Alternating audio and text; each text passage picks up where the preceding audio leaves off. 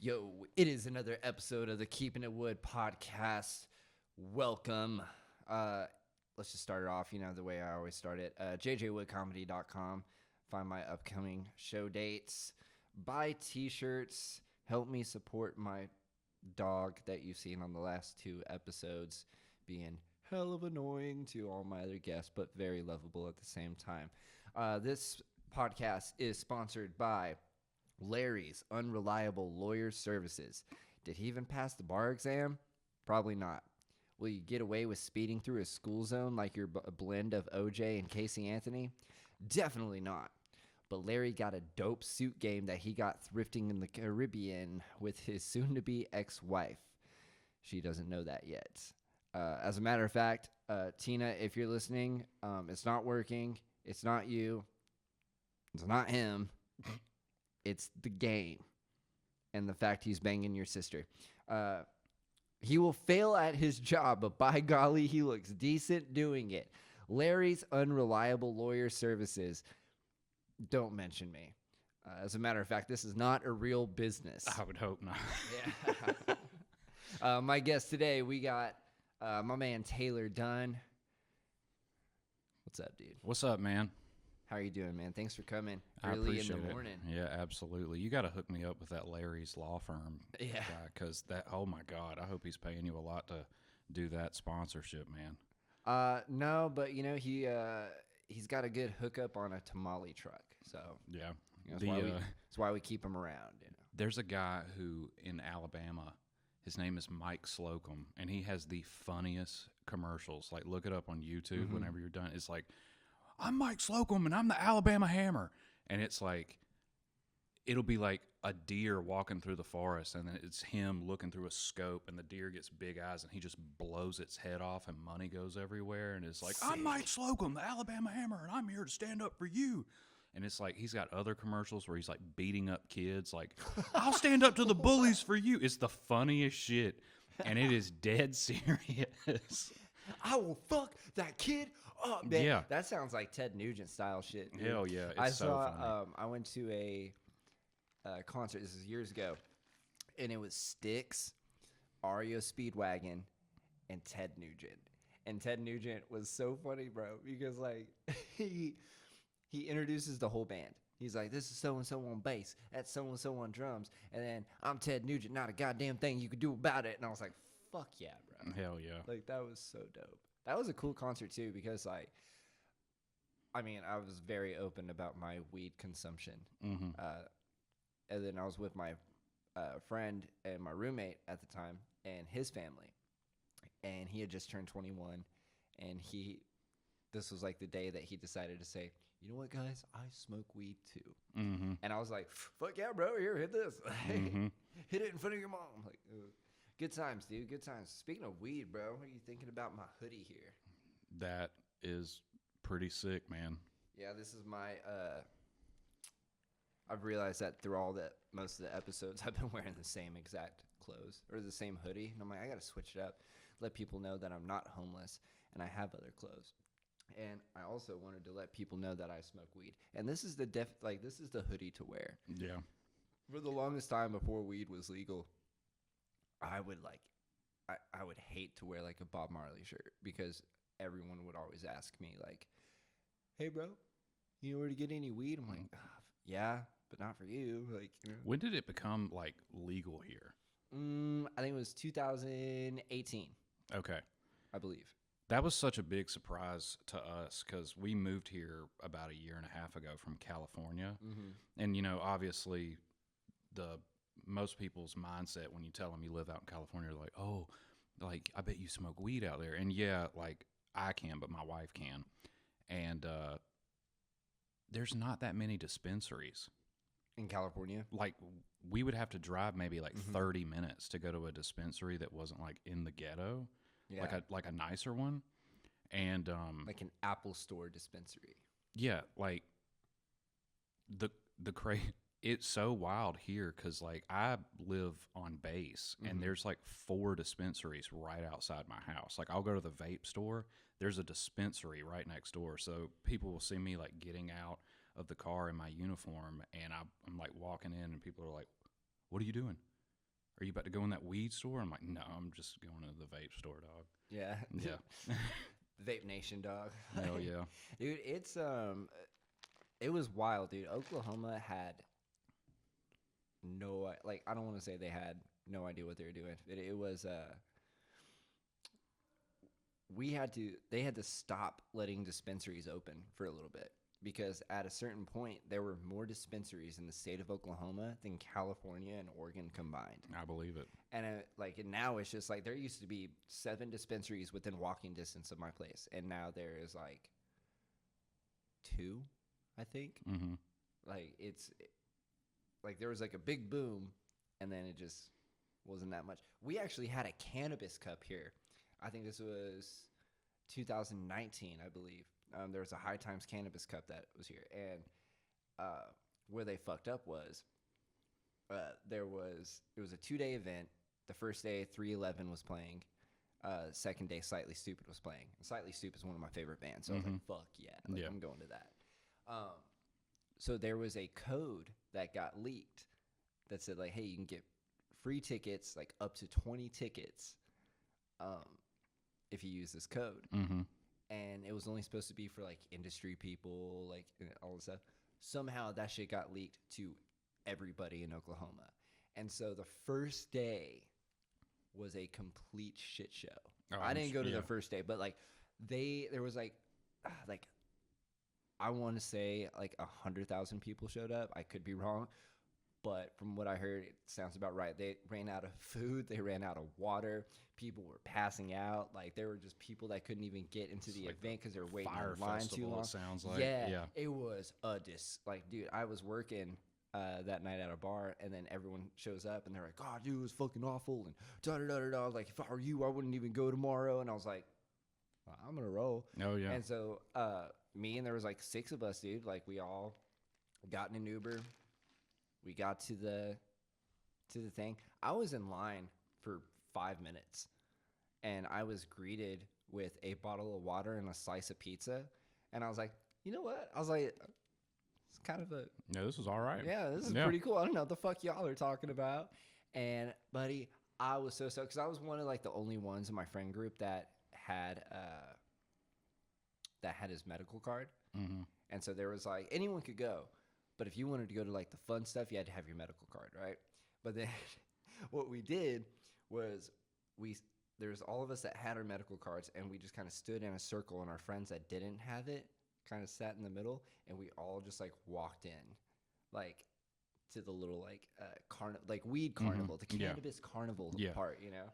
And it was like trick-or-treating for stoners. Jesus like Christ. They're like, do you want to try this? Here, have a free pre-roll. Have it. I'm like, this is amazing. Yeah. I was so high, dude. At one point, there was this girl that I know, and she's so beautiful. And she was like, hey, her and her family were like, hey, you coming into the VIP spot to Slightly Stupid? I was like, tried to play it cool and was like, I don't have a VIP pass, but I'll be there. Mm-hmm. And sure enough, I literally just walked through the VIP line and got in. But I was so stoned, I like overdid it. And I like she like introduced me to her family and stuff like that. And I was so stoned, just out of your head, just on out of it. another She's like, "You want to dimension." dance?" And I was just like, yeah. But like my dance moves were just kind of just like this. That was it. That's all I could do. It was great. Dude, that's how my glory days were. Again, this was The glory days. 10 plus years ago in Alabama. So weed is still very much illegal there. Get it together, Alabama. I think they have some type of like medical thing in place, but it's like pills. It's something weird. It's not like you can go to a dispensary and actually buy weed.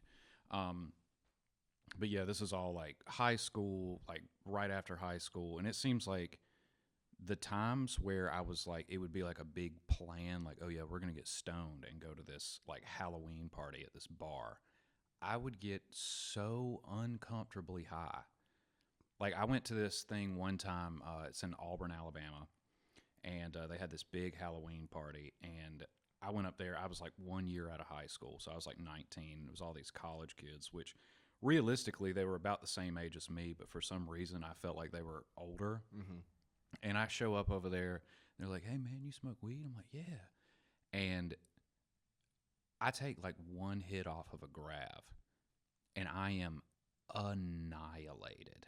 Yeah. I mean, like sitting on the couch, heart beating out of my chest. I'm sweating, and it was just bad, man. And they're like, "Are you ready to go, dude?" And I'm like, "I can't move.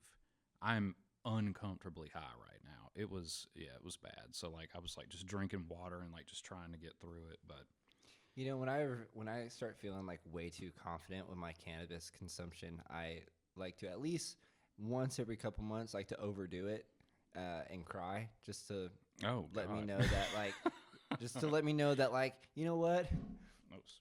What did I I'm just still mortal. Oh, You know, yeah.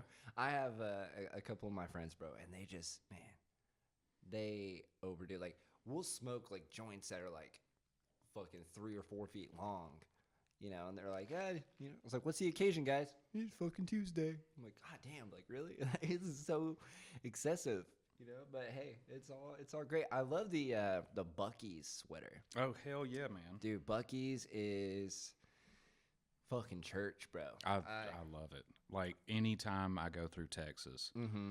that's like a must stop place. We just went down to Dallas at the beginning of December. We went down there to celebrate my daughter's birthday, and just we were on our way to medieval times, and I was like, Fuck we yeah. have to stop at Buc-ee's. And every time you do, you spend like an hour and a half in there, even though it's a gas station. That's what a lot of people don't understand. It is a huge gas station, and it's got, I mean, just as many parking spots as Walmart. Mm-hmm. And you go in, and I mean, literally, you can buy anything you can imagine in this place. You could leave Buc-ee's with a grill, a swimming pool. I mean, you name it, they have it. And in there. pina colada flavored pecans. Yeah, Those are my- cleanest bathrooms anywhere. Oh, They're so 100 proud of yeah. that shit. Yeah, like undeniable. Can I Undeniable. I don't mean to interrupt. No. Can I do this in here? Yeah, dude. Yeah, dude. Okay, I'm just making sure. Yeah, dude. Buc-ee's is. I travel with Jeremy Link Mm-hmm. a little bit, and every time like we're going through Texas, I'm always like, "Hey, dude." He's like, "Yeah, we're going to Buc-ee's." I was like, we will take like a 20-minute detour to make it to a Buc-ee's. Like, we leave specifically in time to go to Buc-ee's Yeah. and then still make it to the show. Yep. It's fantastic, man. But see, for me, all right, here's where gas stations rank for me. Buc-ee's, Mm-hmm. Allsup's, I haven't been to one of those. buddy. Now, Buc-ee's it's like the Apple store, Mm-hmm. okay? And then Allsup's is like a little bit more grungy, but buddy, those burritos, They're that good. so good, bro. Because the breakfast burrito thing, like for me, that's my favorite breakfast. Is a good breakfast burrito. From Buc-ee's? Just anywhere. Oh, like okay. everywhere I go, if I see a breakfast burrito on the menu or whatever, I'm like, I wonder if it's that good. Mm-hmm. Because I remember growing up, I don't know exactly how old you are, but I imagine we're just about the same age. They used to have this thing at McDonald's called the McSkillet burrito. Yo, yes. Bro. The most life-changing thing. This is the best thing that McDonald's has ever had on their fucking menu, ever. They, like, took the sausage patties that are so good and, like, cut them up and put them in there. Mm-hmm. I ate those, like, every day for, like, 2 years. And then they took them off the menu, and I'm still upset about it to this day. McDonald's breakfast is underrated, bro.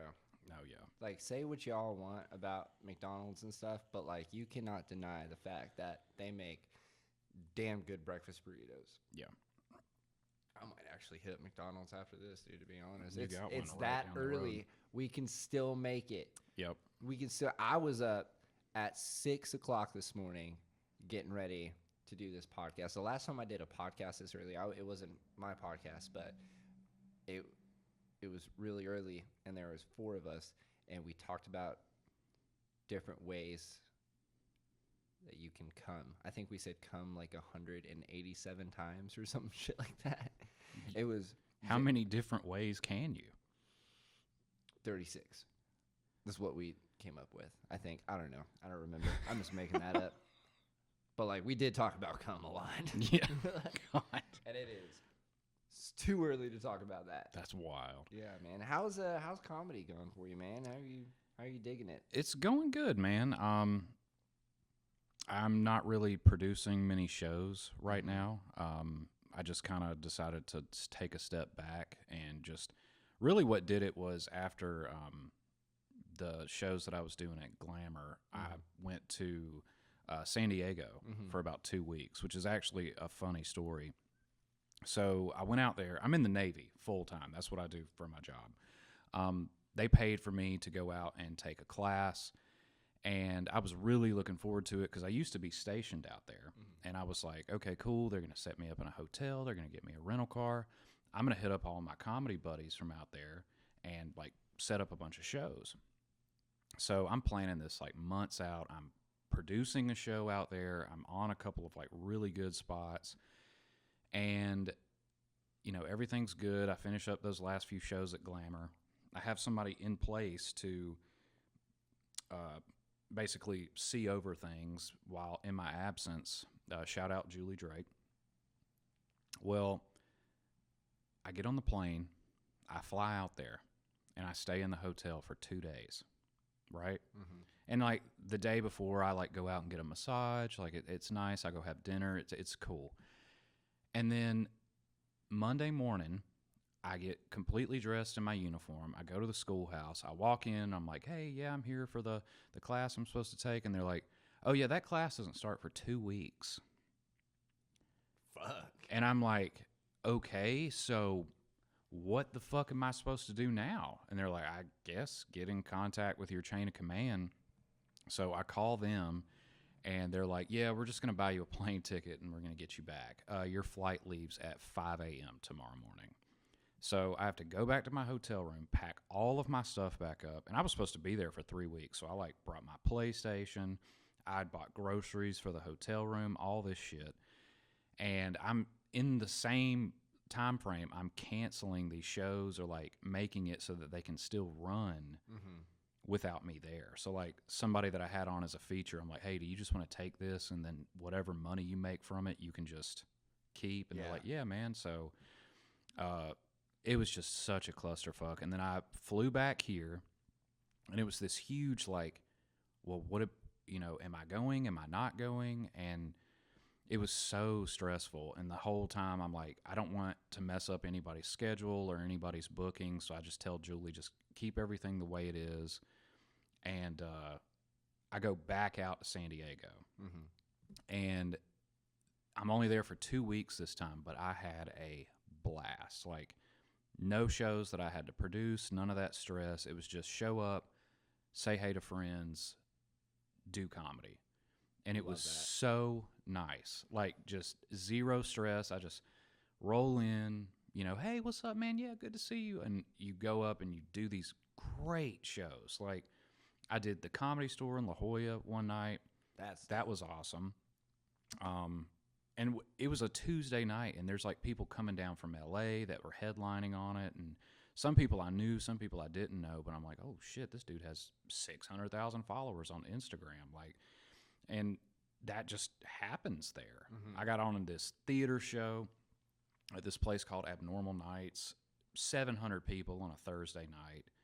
It was insane. Like, every show that I did was so much fun, and I was like, God, like, I miss when, like, comedy was just fun. It's not work. And so whenever I got back, I did a show in Tulsa and a show in OKC with the Triple F podcast boys. Shout out Matt. Yep, Matt my boy and Matt Josh. Ross. Well, I know Matt more than I know Josh, but... Well, Josh I knew from out in San Diego. Okay. Yeah. That's how I met him, and he introduced me to Matt through a show I did in my hometown before I moved here. But, yeah, I took a little break in December just because with the holidays and everything, I feel like December is, like, notoriously not the month to do shows in. I don't know why, but it's just like, I'm like, okay, I'm going to just take a little time off, spend some time with the family. And now I'm just, you know, rolling into January, I'm just getting booked wherever I can, not necessarily just doing stuff in OKC, just like looking for any shows that most of the comics around here are getting on. And like Thursday night, I went up and did Legends with Arrow and Marty Johnson, and so much fun. Fuck yeah. Yeah, dude. People don't really understand like the stress that goes on to like producing shows and stuff. Like I've also like taken a step back because for the longest time, I mean, for 2 years, I was producing all these shows, man. At one point, I had 6 shows a month that I was doing, and the stress that goes into that of just like making sure that the comic is right for the venue and all this different stuff, and it's making the flyer, promoting it, making sure that everyone gets paid on time, like all this stuff. It's a lot. Yeah. And now I'm finally to the point where I was like, okay, like a lot of places, like the economy is kind of struggling, dude. So like a lot of places, they couldn't afford it anymore. And they're like, hey, man, sorry, we got to cut ties. I was like, that's fair, 100%. So I'm only down to Zuma, but Zuma now we're moving to quarterly instead of monthly. So it gives me a chance to bring in bigger comedians through, which is cool, man. But yeah, it's a lot, and at the same time, I just want to focus on just doing comedy. Yep. That's one big thing for me too, is like we were doing Glamour every week. So like you said, it was a lot because normally like comfortably I'm doing like once a month, maybe twice a month, depending on like where I'm at and how it's set up. But fire truck just rode by. Hell yeah. What's up, dudes? Somebody's burning their house down at 7 a.m. Put that shit out, dog.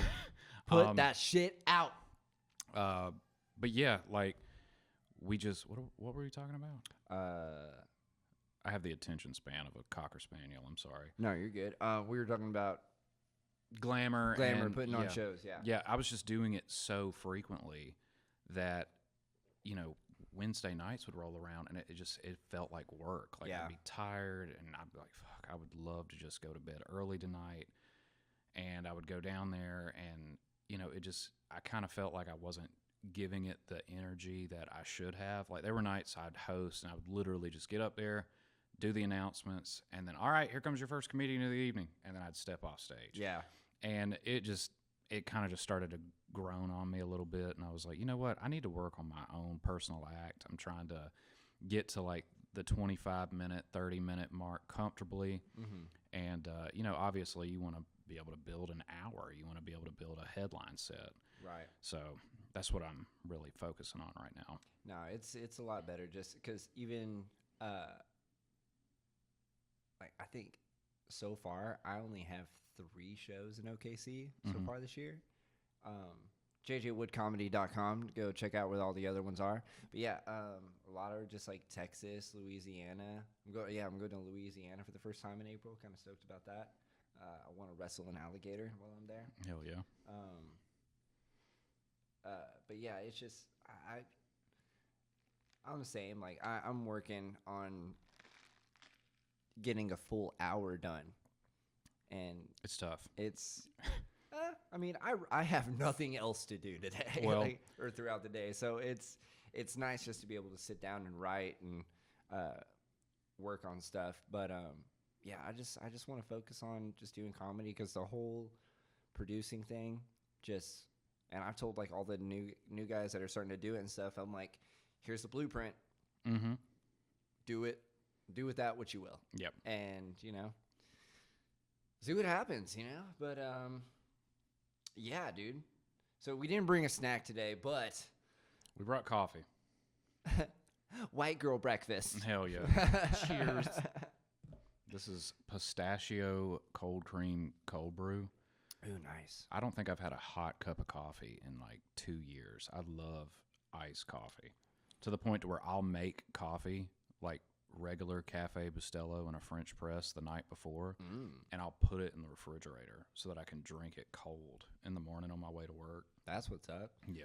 Yeah, I just get this from the room next door. It's Hell free. Yeah. I'm on a comic budget right now. I feel you. Not that much is going on. It's been a slow month for sure. Yeah. Like I didn't realize like it's only because for a while, I was doing like all of last year, dude. I was doing really well. I was doing at like anywhere from 8 to 12 shows a month, and then now I'm like I've only done one weekend at the beginning of this month, and I'm like, oh shit, like this is what it feels like to have to go to work again. I feel like it's kind of crucial though, just to have those like lulls, because that's where a lot of your material comes. Yeah. Like if you're just constantly doing shows and you're constantly thinking about doing shows, Yeah. I feel like it's hard to talk about like what did I do today, Mm-hmm. or what did I do last week. It's when you're just thinking about, okay, I got to drive here and then I'm going to do this show and then I got to drive here and do this show, or like I feel like it kind of takes away from the creative process of it all. So No, I get you on that because Yeah. I definitely write a lot more in these off days for sure. Sick. So, who's your favorite person you've worked with so far, and why is it me? well, I love working with you, obviously. No, I've had the opportunity to work with quite a few people that I'm fans of. David Lucas. That was really cool because, like, the first time I saw him was at the Comedy Store. He was on Kill Tony, and Andrew Schultz was on. Fuck yeah. And I saw him, and I was like, this dude is hilarious. To fast forward, like, a year and a half later, I'm producing a show with him at the San Diego Laugh Factory. Yeah. And like now I have his number, and every once in a while we'll text each other. I'm like, hey, you thinking about coming through here? You thinking about coming through there? And he'll like we're trying to figure out to do something maybe this year. He's a lot of fun to work with. Zoltan Cassis, it was really cool working with him because I was a fan of him. Honestly, probably my favorite person that I think I've ever worked with as far as best experience, and this isn't to like discredit anybody. I've never had any like super bad experiences, but I had a comic by the name of Mike Eshak come here Okay. last summer, and unfortunately, due to some circumstances that I won't mention on here, we didn't sell as many tickets as I would have hoped. Right. And he still came in like a true professional, did the show like he would if it was a sold out theater, was so nice about everything. And like, I thoroughly apologized. Like, dude, I'm so sorry. Cause like we split everything right down the middle and we both took a big hit on it. And he was like, dude, sometimes that just happens, and he just kept it rolling. He was super professional. And like those are the interactions that I'm like, you know what, this guy, that's how this shit should be done. Right. And so on the back end, if there's ever an opportunity where I work with him again or anything, I'll remember like, hey, he kind of gave me a break because he could have been a dick about that whole situation. And I've definitely had some people that have been dicks before regarding like payments and stuff like that. But yeah, he was so cool. So shout out Mike Eshak. He's a comic in LA, super, super funny. Yeah, dude. It's funny you mentioned, David Lucas, I saw him while he was up here. I think it was like a month or two ago, and fucking crushed it. Yeah. Like he was so fucking good. And then Andrew Schultz, like I got to sell merchandise for him while he was here for one night. But he did 3 shows that day. He did like a 4 o'clock, 7, 9:45, right? And I just got to sit in the merch booth and watch this dude, and also Derek Poston and Mark Gagnon were on the show. Yep. And I got to watch Schultz, who's one of my favorite comedians, work out his hour. Yeah. And I'm over there like a comedy cuck, dude. I'm like fucking metaphorically like jerking off watching. I'm like, oh, he added this tagline. Oh, he took that other one off. Like, oh, this is amazing. Like, and then at the end of the show, I'm sitting there, I'm selling this merchandise and stuff. And then the manager of the club comes up to me and she was like, hey, they're about to come out and pay you. And I was like, Schulte coming out to pay me? She goes, no, it's Mark. And I was like, oh, that's cool. Like, I fuck with Mark. He's cool as shit. And then so I come out, I'm talking to Mark for a little bit. She had told him that I was a comedian, so we shot the shit for a second. And, I told him what I do and what I've been doing and stuff. And He's like, well, fuck yeah, dude. He's like, cool. There's still a couple people left in here, so just whenever they're gone, just come back to the green room and just hand me this little device. And I was like, okay, for sure.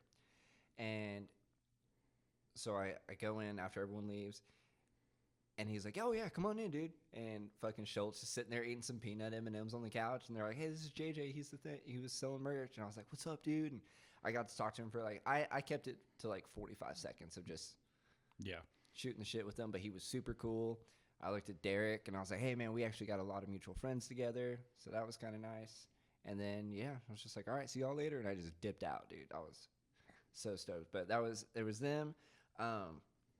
Josh Blue was a fucking cool vibe, dude. Like, he was – every headliner that I've worked with, I've always learned something. Yeah. Like, there's some lesson that I've learned from him. And a lesson I learned from Josh was just fucking have fun. Yeah. You know what I mean? Yeah. Like, that dude – so when I got there for the first night, I was like, hey, man, like, you know, I brought a couple joints for after the show. And he goes, shit, why wait till after the show? And he pulls out this fucking huge-ass bag of weed, dude. And we just sit there. We're smoking in the fucking – like, I don't smoke before shows or whatever, but after shows, bro, like, he was in there, like, just fucking cheaping down, dude. It was just a great time, dude. We had a blast. But he was a good time. But I think so far my favorite comic that I've worked with was probably Kyle Kinane. Yeah. Like, that was such a fucking cool experience, man. Like, and I was like, let's go, dude. Yeah. Like, because he's just so cool, man, and just so much fun. Like, he's also, I will say this, I've never seen someone eat nachos so elegantly. Like, what did he like? Did he put like a bib on? No, he's sitting there just using the fork to put the sour cream and the salsa on the chip. I've never seen anyone eat nachos like that before. I would have to say that would surprise me a little bit too. It was wild. Yeah, we just had some cool ass conversations. I did watch the Cat Williams interview with Pablo Francisco. That was fun. Yeah, yeah. I watched it. I've been like, I bought a treadmill over Christmas, so like, I'm trying to get into a little bit better shape this year. So anytime I'm at home, I'm trying to like run on the treadmill while I'm doing stuff. So like, I'll play the PlayStation while I'm on the treadmill. It's been a little wonky sometimes, and I'll like fall off. But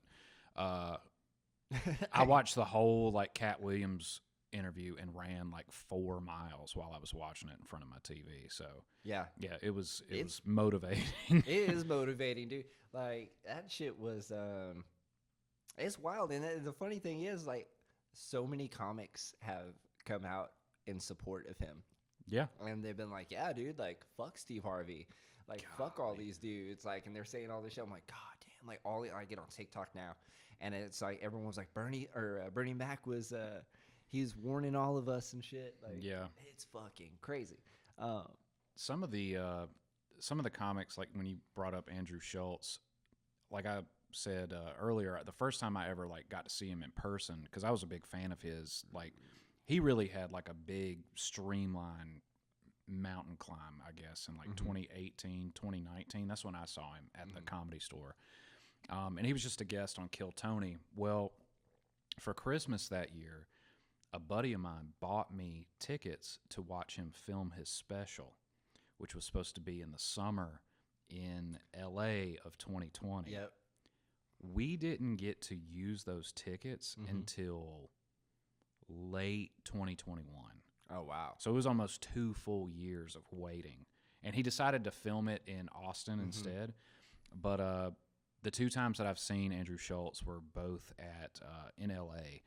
And he did it at the Orpheum Theater. And I feel like I have such a blueprint of like, how do you get to meet the comedian that you're going to see? I tell all of my friends the same type of stuff. I'm like, you have to think about it from like this perspective.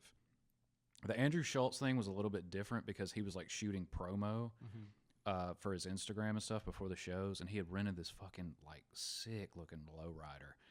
And I remember we were out back and they had like this little bar area set up in the parking lot. And me and a buddy were like, oh, that's him right there. And they were getting ready to drive this lowrider around the building and film like his entrance into the theater. And my buddy was like, he's about to come in through the front. So we ran to the front of the theater. It's the Orpheum Theater in LA. It's gorgeous. And gorgeous. Yeah. It's gorgeous. So nobody else knows what's happening. So he pulls up to the front, and there's just me and him standing there at the front door. And he walks in, and he's like, what am I doing? Where are we going? So I'm just like running beside him, like trying to get a selfie. Like, I'm trying not to fangirl too much, but I'm such a huge fan of him and his comedy that I'm sure there's got to be like a little snippet of footage of just like me running next to Andrew Schultz trying to get a selfie. And I have a really blurry picture with Andrew Schultz, but like how you said, like, it's so cool watching comics work out material. Yeah. So I had the opportunity to watch Shane Gillis, very early stages of working on this latest special he just dropped for Netflix, The Beautiful Dogs. Right. He had just released his YouTube one from Austin at the Creek in the Cave. Yeah. So I got tickets to see him in San Diego, $20 in a room that seats 200, 250. It's this little club called American Comedy Company. And to watch him just have released a special, still do some of the jokes that we saw on the special, and him try to work through newer stuff and like sandwich it in there and like figure out what works and what doesn't. And there was a couple of jokes that he did not land. Yeah. Like, you know, it was like, oh shit, that is my favorite thing, to watch other comics, like big dog comics, go through the process. Like, even when I saw Chappelle in Vegas, he was working on everything for his special, The Closer. Okay. And there was stuff in there, and it was like, oh, this is, he's like, to watch Dave Chappelle get into it with a heckler was like, that was like the Super Bowl for me. Like, I'm sitting there like smacking my buddy like, oh shit, like he's going through what all of us go through right now. Right. You're human too. Yeah, it was so cool to see that. Someone told me that years and years ago, obviously, they saw George Carlin here. Whoa. And he was at like the Rose State College or whatever. And yeah, he just had his notebook out, and he was just like kind of going through shit. And I guess he did like a Oklahoma City bombing joke, and it Oh God. bombed. Yeah. So he was like, "Yep." He's like, "Not gonna do that one." So it's nice to know that it's good to see. You're like, "Oh man, that sucks. Sorry that joke didn't go well for you," but it's good to know that it can happen to anyone. Yeah. That's what like some comics are always like. What if I go up there and bomb? Everybody has. Everyone You still have does to it, man. bomb. It makes you appreciate the good shows so much more. Right. So all right, we'll go best show and worst show experience.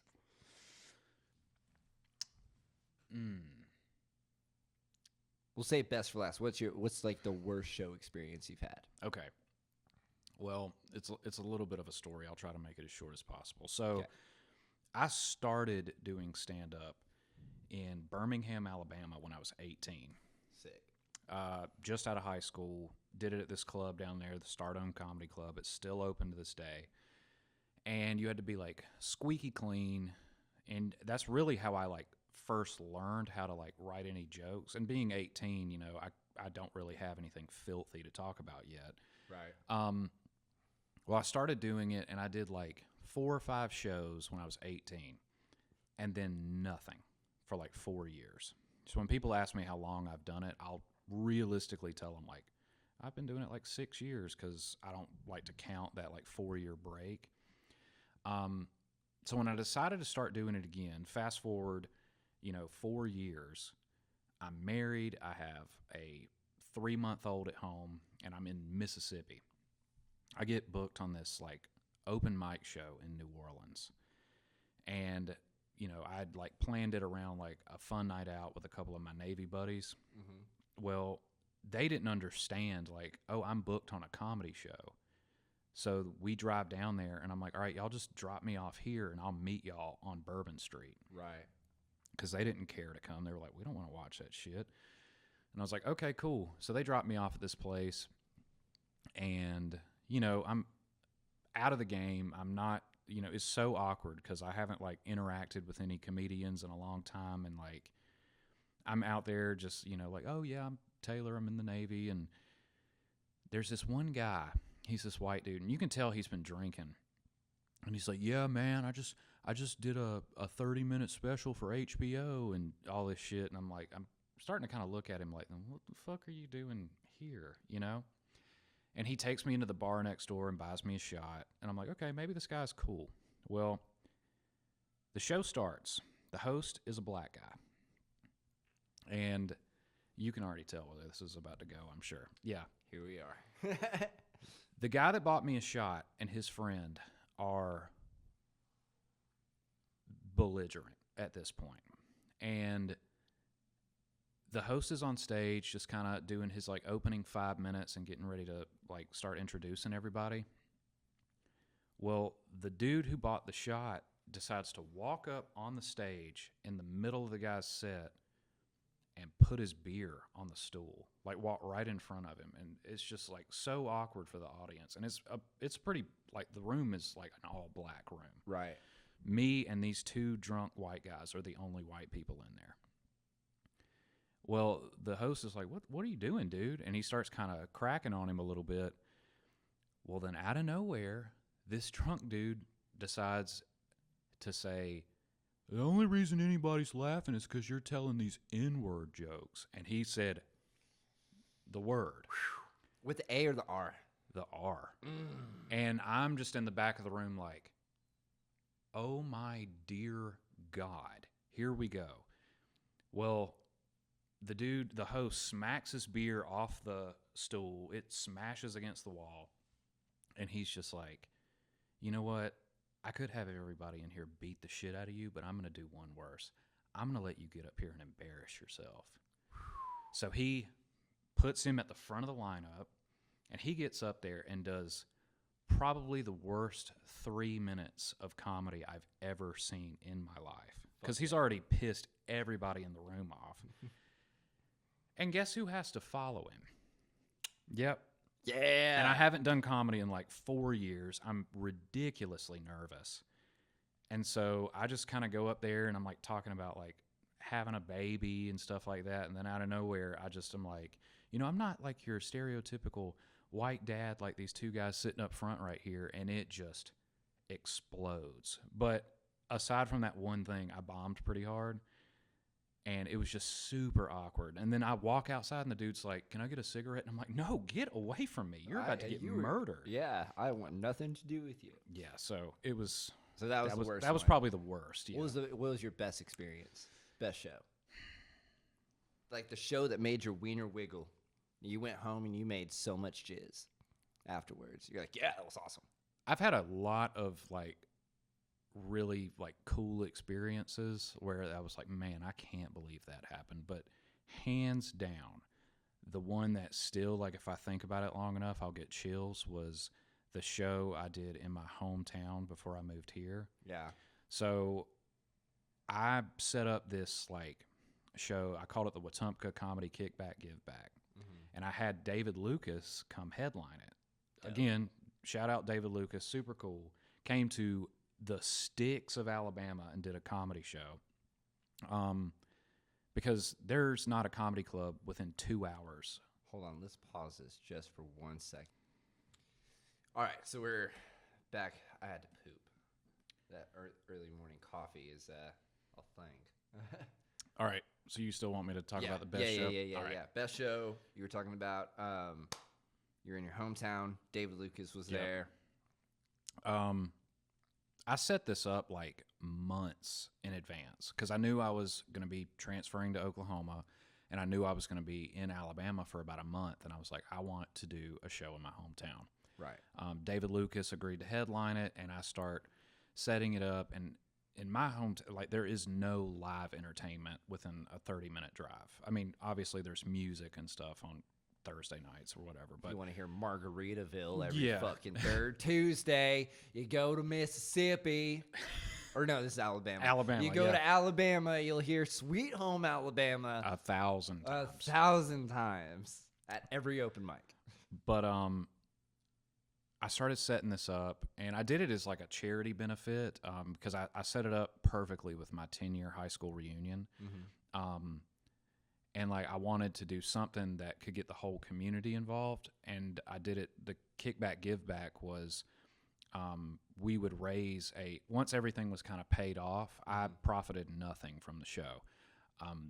The money, like the profits made after the comics were paid and the venue was paid, would all go to my high school theater department, because that was like my first time ever like feeling like maybe I could, get into comedy, because originally I wanted to act and stuff like that, and it wasn't until I started writing my own like comedic monologues I started thinking about comedy. So I start doing like all the promotion from this show in like February, and the show's not until July. So because it's like a fundraiser, I reach out to all like the local news stations and let them know about it, and they're just over the moon with this idea of like doing this comedy show for a charity. Yeah.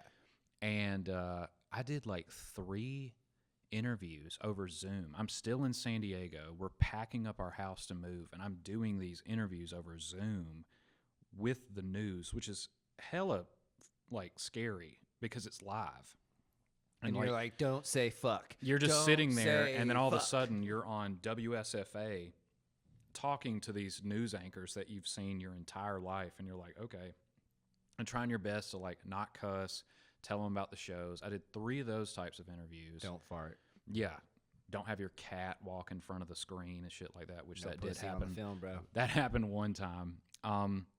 So yeah, I get back to Alabama, and I have like 2 weeks. I go do a radio interview. Like I'm doing all these things to help promote it. And it's a small little theater that I'm trying to sell out. And like all the stress of thinking about like, what if somebody doesn't show up? What if this? What if that? Like, what am I going to do? And then, so the night of the show, I'd gone out and gotten shithouse drunk with a bunch of my friends from high school. Fuck yeah.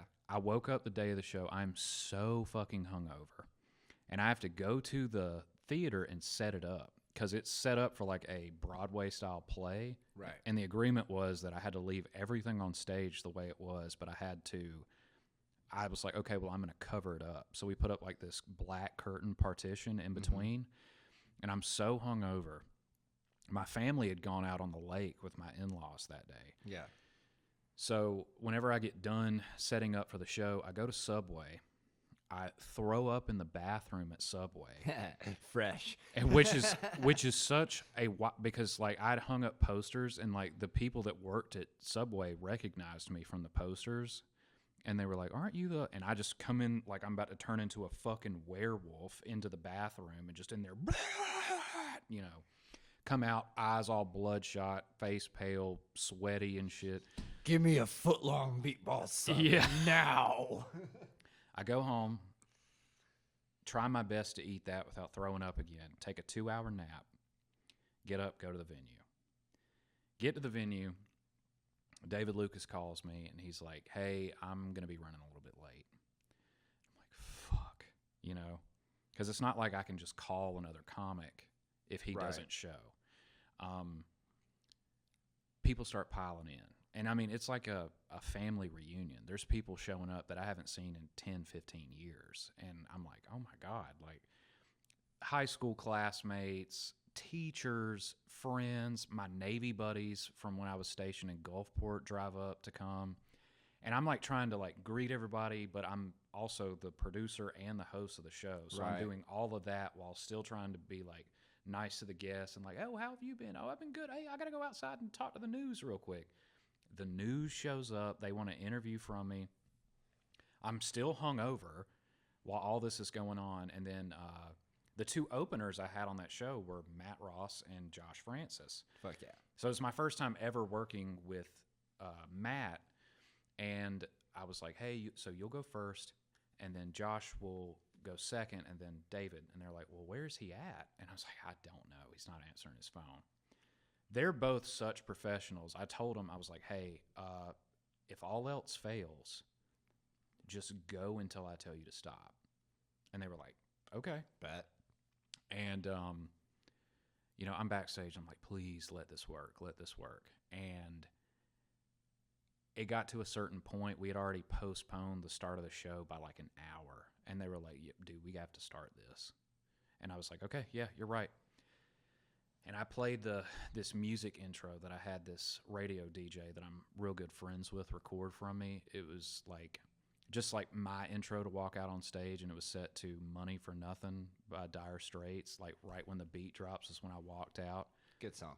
That sound that the crowd made will stick with me the rest of my life. Even though it was like 170 people, the reaction that like I'm getting chills just thinking about it right now. But 170 people just lost their fucking minds, and it gave me such a boost of confidence that I walk out there. And again, I'm doing this not even knowing where my headliner is. Like we had started the show being like, oh, we don't know if the headliner's going to show up. I walk out there, I do like 10 minutes, and it's just hit. Like even I'm getting like laughs on pauses that I'm taking. Like it's such a good feeling. I can tell like who it is just based off of their laugh in the crowd. And I walk off stage, and then there's David Lucas. Yeah. And I'm like, oh, thank God. So everybody just murdered. I mean, absolutely. Matt Ross killed it. Josh killed it. And then David comes in, does 45 minutes. Everybody loves him. And people are still talking about it to this day, to where I'm actually, which I haven't really officially announced it yet, but I'm trying to do another show this summer. And I'm working really hard on finding a venue that can have a bigger audience. But that right there, that was the top of the mountain, man. Oh, man, it's always good when you do a show in your hometown, too, man. I did one back in Ruidoso, New Mexico, not this last October, but the one before that. And it was real cool, man, that I had, a bunch of my friends show up. My high school drama teacher showed up, which was great. She got a little tipsy and started telling me all the deets about what went on in high school. She's like, fucking principal was a dickhead, dude. Like, I went to bat for you guys so much. Like, he was an ass. And I was like, yeah, let's keep it going, But what was so funny is when she got there, I was like, are you going to give me notes? Are you going to, like, critique me? She goes, nope. She's like, I'm going to sit back and watch. And I was like, this is why I brought you here. Mm-hmm. Yeah. No, it's always good when you have, like, those cool experiences like that in your hometown, man. All right, well, let's get to the movie review of the week. Barbie. I believe you said you went and watched it with your daughter. Yeah. I got up. So I did the Barbenheimer thing, if anybody remembers that whole it was the Oppenheimer phenomenon. Yeah. So like Oppenheimer and Barbie came out the same day, and I was like, I'm gonna go see both of them on the same day. That movie was the bomb. Oh, it was stupid. I woke up at like 7 a.m. and went to the first showing they had on Saturday morning of Oppenheimer. So it's like me and like two other 70-year-old men in the theater. And it's a long movie, and it is. I get why people don't like it because it can be boring. I sat through that entire movie, came home, got my family, and then we went back to the theater and saw Barbie that afternoon, which is also almost 3 hours long. Yeah, that was it was a movie, man. Like I watched it, and it was good. Let's have two straight white males talk about this movie real quick. It was good. Like the people that are like, oh, the movie sucks. It's like, well, the movie's not meant for us. Yeah. You know what I mean? Yeah. It's not the demographic. You're like, we are not the demographic for that movie to an extent, It made its point. I love Margot Robbie, bro. Oh, I'd fucking... Good Lord. Yeah, I'd let her peg me and slap me in the back of the head when she was done, dude. Like, I'd fucking... Yeah. I'm not even into pegging, dude, but if I got to see at least... Margot Robbie. Yeah, I would be. Like, let me see just like a left titty. Do whatever you want with me, man. But yeah, it got 8 Oscar nominations. It won Best Picture, Best Adapted Screenplay, Best Supporting Actor, Best Supporting Actress, Best Costume Design, and Best Production Design. And fans feel like that wasn't enough.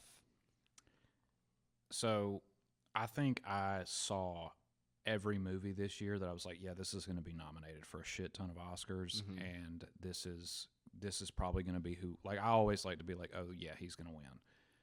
As far as supporting actor goes, I feel like Ryan Gosling did a good job. Yeah.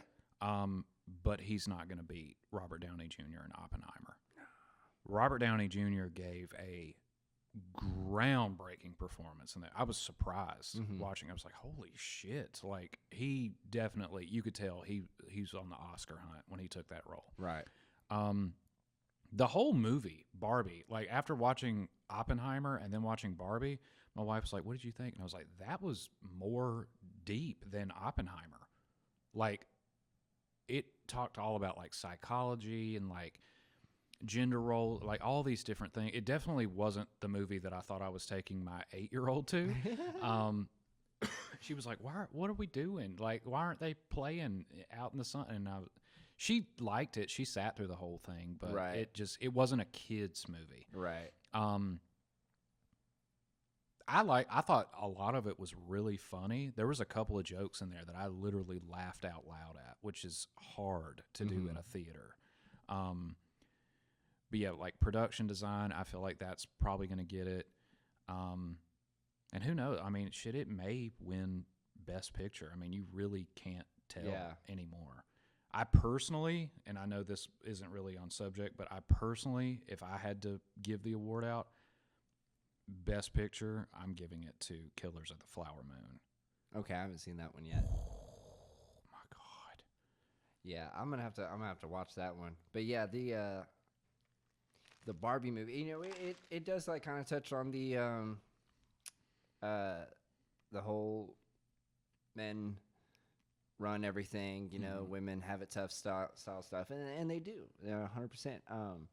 So that's why, like, when all these awards won, and then Margot didn't win Best Actress, but Ryan Gosling did. Everyone was like, "What the fuck?"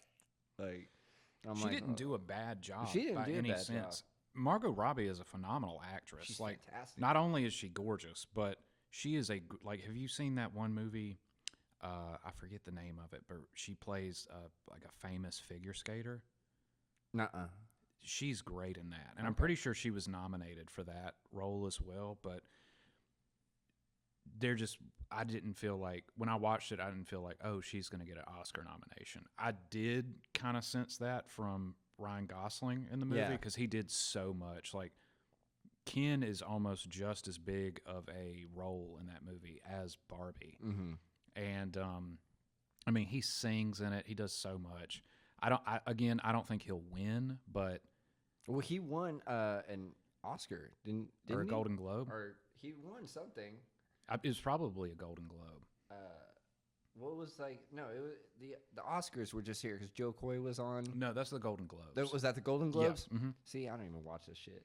But yeah, like he won something, and then like they didn't, and everyone was like, "What the fuck?" You know. And they're like, "This is the type of shit that we're talking about." Yeah. And I'm just like, "Yo, I get it, dude. Like that shit sucks." But when it comes down to all that stuff, man, like, and this is controversial opinion. Welcome to the Keeping It Wood podcast.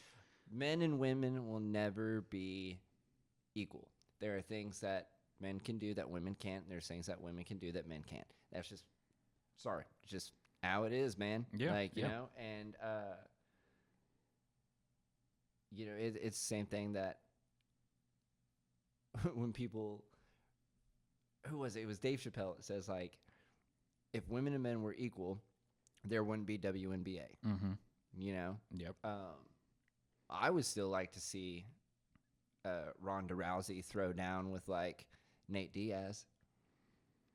I don't think that would go very well. See? It wouldn't go well. You know why? It's just, this shit, it's just, but also. I feel like a fair match like, would be like me and Ronda Rousey. No, dude, like Ronda Rousey whooped my ass. Oh, yeah, dude. she would whoop my ass too. Yeah. But I feel like I'm not going to last 20 seconds in the cage against Nate Diaz. Right. Depending on how angry I am, I feel, or like what's on the line. Like if you offer me $500 million to beat Ronda Rousey, I will give it a honest try. You know, Give it the old college try Yep. to knock this bitch out. But yeah, I mean, it's, yeah, I don't. That movie. So yeah, like the Barbie movie, it touched on all that stuff, and you know, it rose awareness Mhm. to things that everyone's been saying. All in all, I thought it was a good movie, good flick. You know, it got oh, what did it get on Rotten Tomatoes? I just had that up. God damn it. But yeah, it was good flick. I love the ending of it, where she finally gets a vagina. And she's like, I'm going to the gynecologist. And I wish they would have followed up with that to the gynecologist being like, what the fuck? They'll probably make a second one. I could see them doing Barbie too. Yeah, It was such a got huge movie. 88% on Rotten Tomatoes, dude. So that's pretty good. I think it surprised a lot of people. Like, you think it's going to be just a movie about Barbie, but the director that made it, she's made so many great movies. And yeah, when I watched it, I was like, I actually liked that a little bit more than Oppenheimer. Because Oppenheimer is like, Look how progressive have you are. seen Oppenheimer? I haven't. It's literally like talking, science, an explosion, and then talking for the last hour. There of the is a movie. sex scene in the middle of it, right? Yeah. Okay, that's cool. I'm with that. It's a very weird, awkward sex scene. Oh, it was my favorite. And because that's every sexual experience with me is always awkward. Yeah. You know? It's it's Florence Pugh. Yeah, the chick from Midsommar. That's a great movie. If you Midsommar? Okay. I'm gonna say this one thing, and we got to wrap this up. But I have a friend, and I'm gonna get him on this fucking podcast. He needs to get his shit together. He told me to watch that movie, and I was like, cool. He is one of his favorite movies. He watches it fucking 4 or 5 times a week, dude. Right? On acid, on mushrooms. He watches this movie, right? And I was like, okay, I'm going to watch this. So I got high, ate an edible, and I watched this movie. And I called him back and said, what the fuck is your problem, dude? Like, oh my God. And he's like, what? It's great. I was like, you're sick. You're a sick, twisted individual, dude.